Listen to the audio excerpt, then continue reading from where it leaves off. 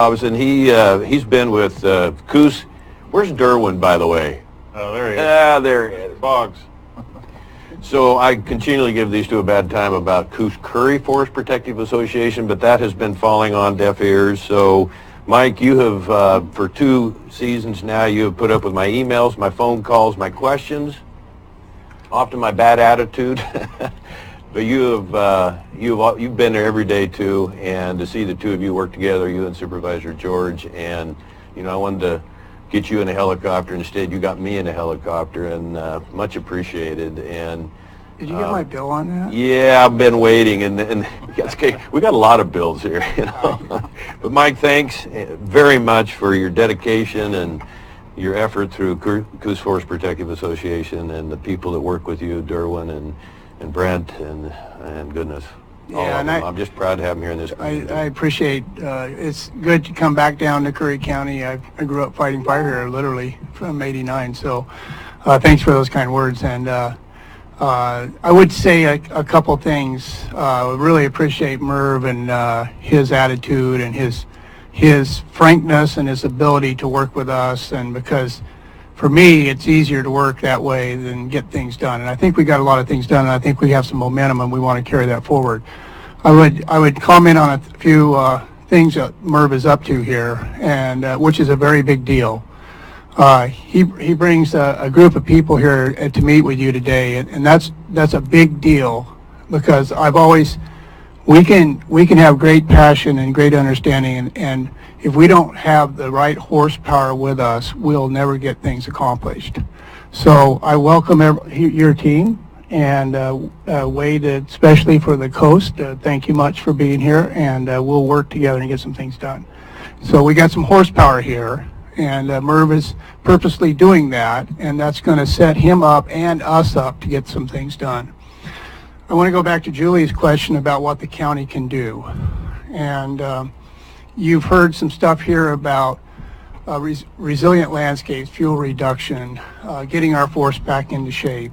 And part of the responsibility of all of us that live in these wonderful counties is we have to take responsibility on ourselves to accept the fact that we need fuel reduction.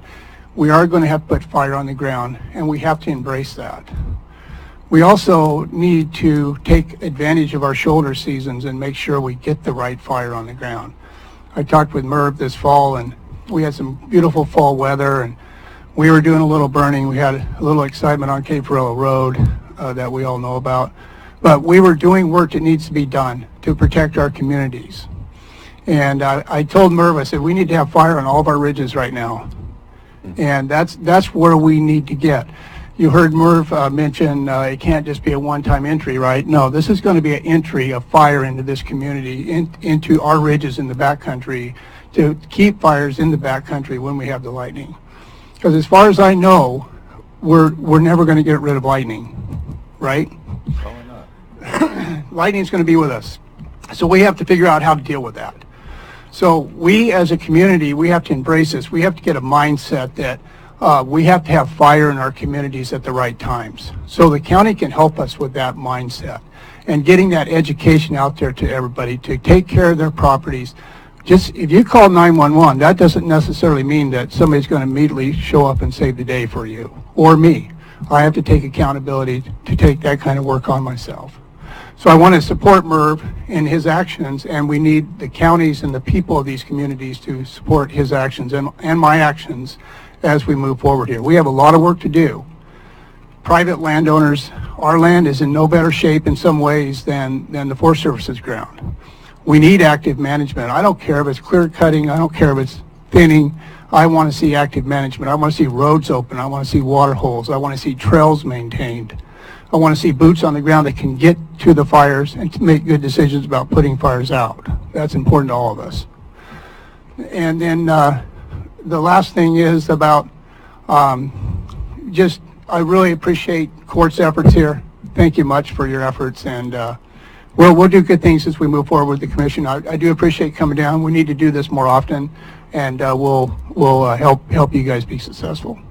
So thank you. Either one of you could answer, if I may, Mr. Chair. Either one of you could answer this. Just discussion on roads. You know what my position has been on that, and I understand the financial aspect, the amount of money sometimes to maintain those roads. But I've heard you both say more than once that access in, not there, and then sometimes just getting the firefighters out, having that backup plan. So boy, have I learned that and tried to communicate that and help the public likewise understand. But closing roads or not, again, I know back to the budget, not doing our best to keep those roads open and the access is a huge issue for myself on a personal and public official level and the people I represent.